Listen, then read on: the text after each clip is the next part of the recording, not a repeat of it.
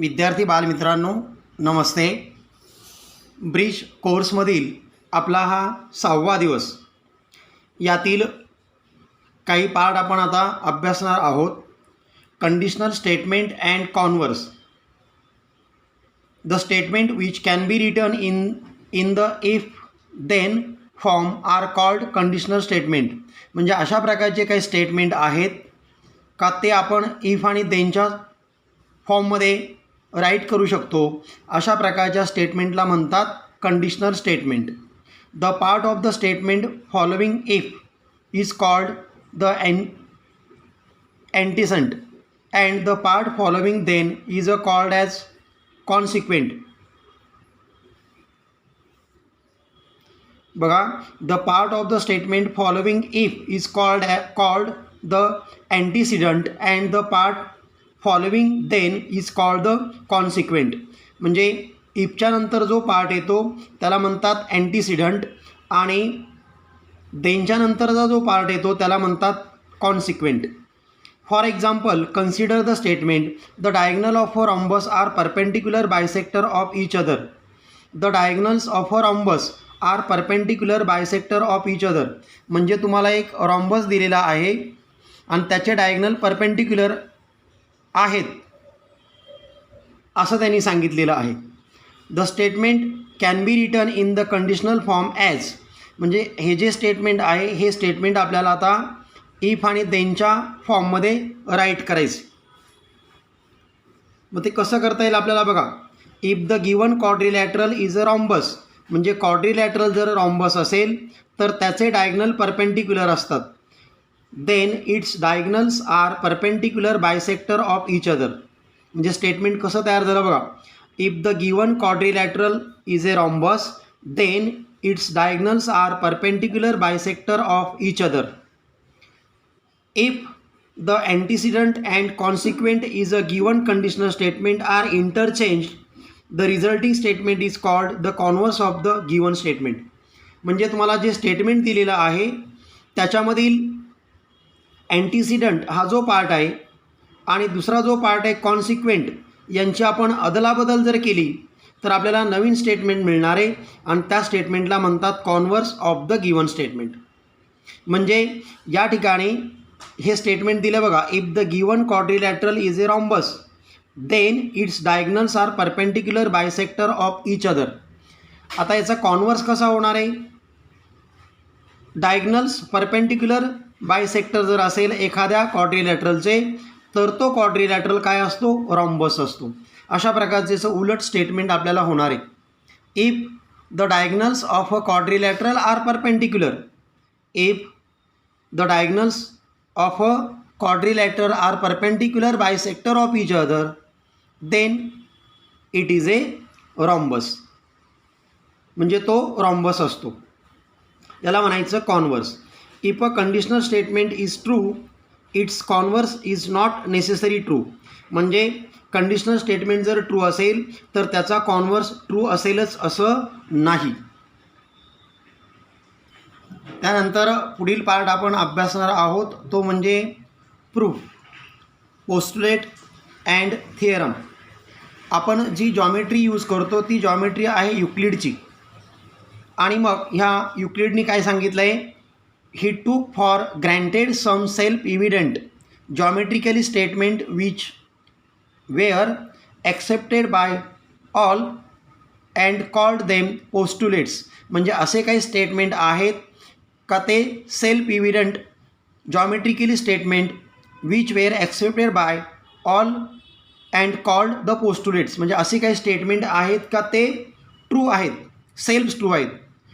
अशा प्रकारच्या स्टेटमेंटला म्हणतात postulates. He should that one on the basic of the postulates some more properties can be proved logically. आणि काही प्रॉपर्टी ज्या आहेत त्या आपण लॉजिकली प्रूव्ह करू शकतो.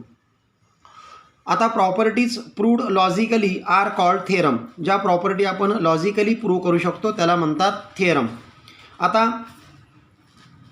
युक्लिडचे काही पोस्टुलेट्स आहेत त्यातील first there are infinite lines passing through a point, म्हणजे एक जर पॉईंट घेतला तर ह्या पॉईंटमधून आपल्याला अशा प्रकारे इन्फायनाईट लाईन आपण काय करू शकतो, पास करू शकतो, ड्रॉ करू शकतो. हे पोस्टुलेट झालं एक. Second, there is one and only one line passing through 2 points, म्हणजे 2 पॉईंट जर तुम्हाला दिले, समजा हा एक पॉईंट आणि हा एक पॉईंट आहे, यातून एकच लाईन पास होऊ शकते. हे झालं second postulate. Then a circle of a given radius can be drawn taking any point as a centre. आपण समजा हा पॉईंट एनी पॉईंट सेंटर घेतला आणि आपण अशा प्रकारचं कोणत्याही रेडियसचं सर्कल जर ड्रॉ केलं तर आपण ते सर्कल ड्रॉ करू शकतो. हे झालं थर्ड पोस्टुलेट्स. त्यानंतर 4, all right angles are congruent with each other, म्हणजे राईट अँगल जो अँगल असतो 90चा, म्हणजे हा अँगल समजा 90चा आहे, त्याचबरोबर हाही अँगल 90चा आहे, तर हे दोन्ही अँगल जे आहे ते दोन्ही अँगल कॉन्ग्रंट असतात. All right angles are congruent with each other. Then fifth statement, if 2 interior angles form on one side of the transversal of 2 lines add up to less than 2 right angles, then the lines produced in that direction intersect each other. हे fifth postulates आहे.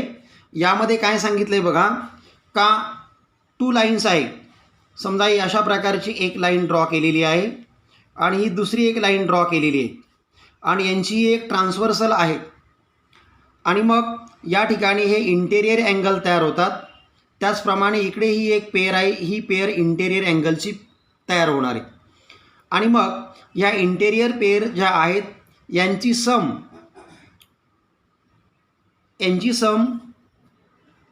2 right अँगलपेक्षा जर कमी असेल, 2 right angle म्हणजे 90 degree आणि 2 right angle म्हणजे 2 times 90 degree म्हणजे 180 degree, म्हणजे यांची जर सम 180पेक्षा कमी असेल किंवा यांची सम 180पेक्षा कमी असेल तर त्या लाईन त्या साईडला आपण वाढवल्यानंतर प्रोड्यूस केल्यानंतर त्या इंटरसेक्ट करतात. बघा या ठिकाणी हे जे 2 अँगल आहेत, ह्या 2 अँगलची सम 180पेक्षा कमी येते, म्हणजेच या ठिकाणी ह्या लाईन आपण जर इकडे जर प्रोड्यूस केल्या तर त्या एकमेकींना इंटरसेक्ट करतील. त्यानंतर हे इंटेरियर अँगल्स आहेत, ह्या इंटेरियर अँगलची सम जर 180पेक्षा जास्त येत असेल तर ह्या लाईन ज्या आहेत ह्या लाईन एकमेकींना इंटरसेक्ट करू शकत नाही. अशा प्रकारचे फिफ्थ पोस्टुलेट्स आहेत. अशा प्रकारे हे युक्लिडनी मांडलेली 5 पोस्टुलेट्स आहेत. A property is supposed to be true if it can be proved logically, it is then called a theorem. आणि मग प्रॉपर्टी आपण लॉजिकली आपण जर प्रूव्ह केली तर तिला म्हणतात थिअरम.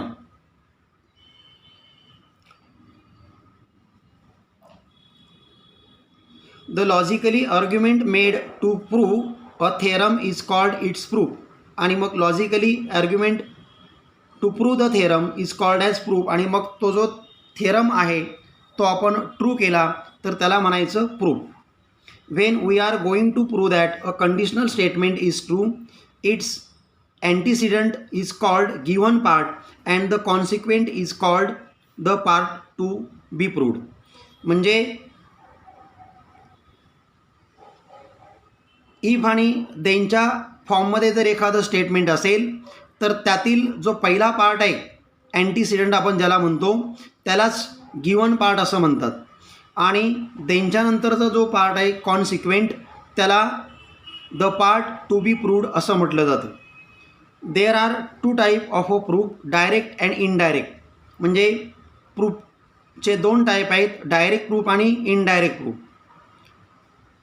गिवन पार्ट आणि the part to be proved याचं एक एक्झाम्पल आपण बघूया आणि हे 2 पार्ट आपण त्यातून सेपरेट करूया. बघा या ठिकाणी इफ आणि देनच्या फॉर्ममध्ये लिहिलेलं हे स्टेटमेंट अगोदर आपण अभ्यासलेलं आहे. If the given quadrilateral is a rhombus then its diagonal are perpendicular bisector of each other. The given quadrilateral is a rhombus हा जो पार्ट आहे याला आपण म्हणतो अँटीसिडंट आणि यालाच म्हणतात गिवन पार्ट. देनच्या पुढील जो पार्ट आहे त्याला म्हणतात कॉन्सिक्वेंट आणि त्यालाच आपण म्हणतो the part to be proved. म्हणजे the part to be proved येणार आहे it's diagonals are perpendicular bisector of each other. In shortly क्वेश्चनमधील जो दिलेला पार्ट असतो त्याला म्हणायचं गिवन पार्ट आणि जो आपल्याला ज्या पार्टचा आपल्याला आन्सर फाइंड आउट करायचं आहे त्याला म्हणायचं the part to be proved. त्यानंतर यावर डिपेंड्स होमवर्क आपण आता सॉल्व करणार आहोत. Question first, write the following statement in if then form. म्हणजे एक स्टेटमेंट तुम्हाला दिलेलं आहे ते इफ आणि देन या फॉर्ममध्ये तुम्हाला लिहायचं आहे. Opposite angles of a cyclic quadrilateral are supplementary. Cyclic quadrilateral कुणाला म्हणतात का ज्या क्वाड्रिलॅटरलचे 4 व्हर्टेक्स सर्कलवर येतात त्याला म्हणतात सायक्लिक क्वाड्रिलॅटरल. आणि असा जर क्वाड्रिलॅटरल असेल तर त्याचे अपोजिट अँगल सप्लिमेंटरी असतात. म्हणजे अपोजिट अँगलची सम 180 येते असं त्यांनी आपल्याला दिलेलं आहे. आणि हे स्टेटमेंट आपल्याला इफ आणि देन या फॉर्ममध्ये लिहायचं आहे. आता बघा, सायक्लिक क्वाड्रिलॅटरल दिलेला आहे तुम्हाला आणि त्याचे अपोजिट अँगल सप्लिमेंटरी आहेत. म्हणजे आपण इफ आणि देनच्या स्वरूपात कसं लिहिणार बघा. If a quadrilateral is a cyclic, म्हणजे क्वाड्रिलॅटरल सायक्लिक आहे, then opposite angles of that quadrilateral are supplementary. If a quadrilateral is cyclic then opposite angles of that quadrilateral are supplementary. म्हणजे हे स्टेटमेंट आपण इफ आणि देनच्या फॉर्ममध्ये लिहिलेलं आहे. Next, write the converse of the following statement. The diagonal of a rectangle are congruent. म्हणजे एक तुम्हाला रॅक्टँगल दिलेला आहे आणि त्याचे डायगनल कॉन्ग्रंट आहेत असं त्यांनी म्हटलेले. आणि यामधून तुम्हाला कॉन्व्हर्स द्यायचं आहे. म्हणजे कॉन्सिक्वेंट पार्ट आणि अँटीसिडंट पार्ट हे इंटरचेंज करायचे.